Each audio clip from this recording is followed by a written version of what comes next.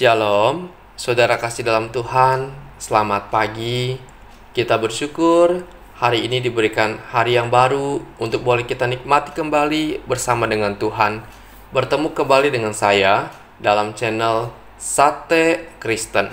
Mari saudara, sebelum kita merenungkan firman Tuhan, kita berdoa terlebih dahulu. Bapa di sorga, kami bersyukur kepadamu untuk kasih penyertaan pimpinanmu Tuhan di dalam kehidupan kami. Sepanjang malam Engkau sudah jagai kami dan membangunkan pagi ini dengan kekuatan yang baru, dengan kasih Tuhan yang baru yang Tuhan sediakan. Sungguh Tuhan, kami mengucap syukur kepada Engkau. Mari Tuhan kembali berbicaralah kepada setiap kami melalui kebenaran firman-Mu pada hari ini. Dalam nama Tuhan Yesus kami berdoa dan kami mengucap syukur. Amin. Saudara, perenungan kita didasari dari surat 1 Korintus pasal 3 ayat yang pertama. Dikatakan, "Dan aku saudara-saudara pada waktu itu tidak dapat berbicara dengan kamu seperti dengan manusia rohani, tetapi hanya dengan manusia duniawi yang belum dewasa dalam Kristus." Saudara, tema kita hari ini ialah hidup sebagai manusia rohani. Saudara, apa yang membedakan antara manusia duniawi dengan manusia rohani? Menurut perikop yang kita baca ini, Rasul Paulus menjelaskan siapa manusia duniawi itu. Mereka adalah yang hidup menurut daging dan dikuasai dengan keegoisan. Dalam ayat emas yang kita baca hari ini, frasa manusia duniawi dan bahasa aslinya menggunakan kata daging. Karena itu, Rasul Paulus berkata, "Saudara-saudara, pada waktu itu aku tidak dapat berbicara dengan kamu seperti dengan manusia rohani, tetapi hanya dengan manusia duniawi yang belum dewasa dalam Kristus."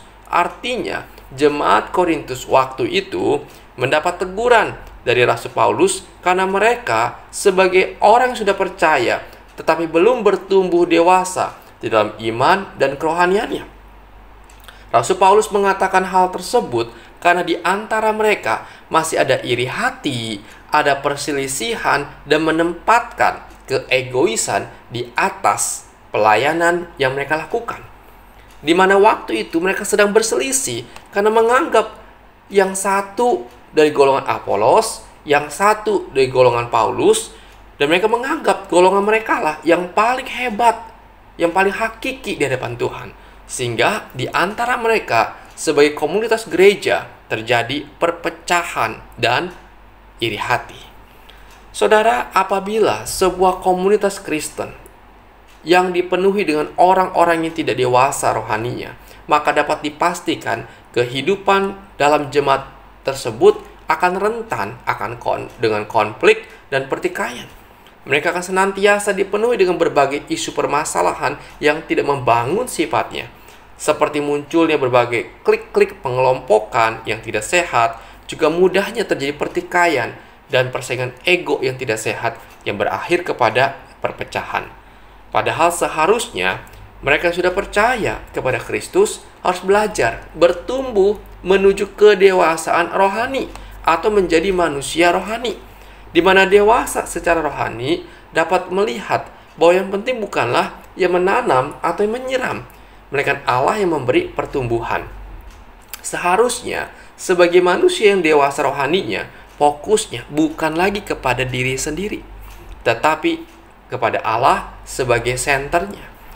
Saudara, inilah yang menjadi ciri daripada orang yang tidak dewasa secara rohani, yaitu tercermin dalam relasi horizontalnya dengan sesama. Ini dialami oleh jemaat Korintus waktu itu. Mereka tidak melihat sesama anggota tubuh Kristus sebagai rekan sekerja Allah, tapi sebaliknya, sebagai saingan atau ancaman bagi dirinya. Sungguh saudara, hal ini dapat dipastikan hal yang tidak berkenan di hadapan Tuhan. Sebaliknya, Tuhan inginkan kita menjadi manusia rohani yang menempatkan Kristus sebagai pusat pelayanan dan kehidupan kita. Karena itu saudara, mari cobalah lihat kepada diri kita secara pribadi. Apakah masih ada iri hati ketika melihat pelayanan orang lain lebih berhasil? Apakah kita menonjolkan diri kita ketika kita pelayanan? Ataukah sebaliknya, kita menggunakan karunia, talenta yang Tuhan berikan untuk saling melengkapi, saling membangun sebagai tubuh Kristus. Sebagai manusia rohani, maka harus ada keinginan agar Tuhan dimuliakan dan gereja Tuhan maju dan bertumbuh. Saudara, Tuhan ingin kita mencapai kesatuan iman dan pengetahuan yang benar tentang Tuhan. Kita memiliki kedewasaan yang penuh dan tingkat pertumbuhan yang sesuai dengan kepenuhan Kristus, dengan menjadikan Kristus sebagai kepala gereja kita dan pusat hidup kita. Artinya apa? Tuhan ingin kita mengalami pertumbuhan menjadi manusia rohani yang menempatkan Kristus sebagai kepala dan pusat kehidupan kita. Selain itu, saudara, Rasul Paulus dalam suratnya kepada jemaat Efesus berkata dengan jelas sekali mengenai manusia baru atau manusia rohani. Dikatakan, tetapi kamu bukan demikian, kamu telah belajar mengenal Kristus, kamu telah mendengar tentang Dia dan menerima pengajaran di dalam Dia, menurut kebenaran yang nyata dalam Yesus, yaitu bahwa kamu berhubung dengan kehidupan kamu yang dahulu harus menanggalkan manusia lama yang menemui kebinasaannya oleh nafsunya menyesatkan, supaya kamu dibaharui di dalam roh dan pikiranmu, dan mengenakan manusia baru yang telah diciptakan menurut kehendak Allah di dalam kebenaran dan kekudusan yang sesungguhnya. Karena itu, buanglah dusta, berkatalah benar seorang kepada yang lain, karena kita adalah sesama anggota. Apabila kamu menjadi marah, janganlah kamu berbuat dosa. Janganlah matahari terbenam sebelum padam amarahmu, dan janganlah beri kesempatan kepada iblis. Orang yang mencuri, janganlah ia mencuri lagi, tetapi baiklah ia bekerja keras dan melakukan pekerjaan yang baik dengan tangannya sendiri, supaya ia dapat membagikan sesuatu kepada orang yang kekurangan. Jangan ada perkataan kotor keluar dari mulutmu, tetapi pakailah perkataan yang baik untuk saling membangun, di mana perlu mereka yang mendengarnya beroleh kasih karunia. Dan janganlah kamu mendukakan Roh Kudus Allah yang telah memeteraikan kamu menjelang hari penyelamatan. Segala kepahitan, kegeraman, kemarahan, pertikaian, fitnah hendaklah dibuang di antara kita sekalian. Demikian pula dengan kejahatan. Tetapi Rasul Paulus katakan, hendaklah kamu ramah seorang terhadap yang lain, penuh kasih mesra dan saling mengampuni, sebagaimana Allah di dalam Kristus juga telah mengampuni kamu. Saudara, ini firman Tuhan yang mengajak kita untuk kita hidup sebagai manusia rohani, dengan hidup dalam ketaatan kepada kehendak Tuhan dan menjalin relasi yang benar dengan Tuhan dan sesama. Mari saudara, kita belajar dan kita mempraktekkan secara nyata hidup sebagai manusia rohani, supaya hidup kita boleh menyenangkan Tuhan dan menjadi berkat bagi sesama dan juga untuk membawa pertumbuhan bagi gereja Tuhan. Saudara, kiranya renungan ini memberkati saudara sekalian. Amin. Tuhan Yesus, terima kasih untuk kebenaran-Mu hari ini. Biarlah Tuhan firman-Mu yang hidup ini Engkau meteraikan di dalam kehidupan kami, untuk boleh kami terapkan, kami lakukan, supaya hidup kami mengalami suatu perubahan Tuhan, menuju kepada kedewasaan rohani yang baik. Terima kasih Tuhan, kami serahkan hidup kami sepanjang hari ini ke dalam tangan Tuhan, biar Engkau boleh memimpin, menolong, dan menyertai setiap kami. Tuhan, kami bawa pergumulan kami dalam tangan Tuhan.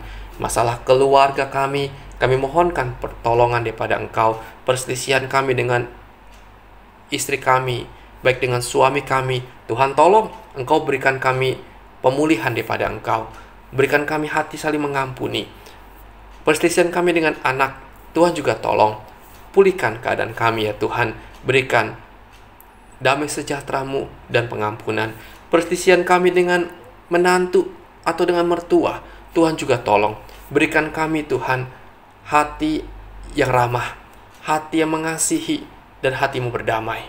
Tuhan tolong perselisihan kami dengan sesama ya Tuhan, mungkin dengan tetangga kami, mungkin dengan rekan kerja kami. Tuhan, Engkau juga tolong kami, agar Engkau Tuhan yang campur tangan, memberikan kami Tuhan, hati yang mengampuni, hati yang penuh dengan kasih, untuk kami bisa memaafkan, dan kami bisa menjadi berkat bagi sesama.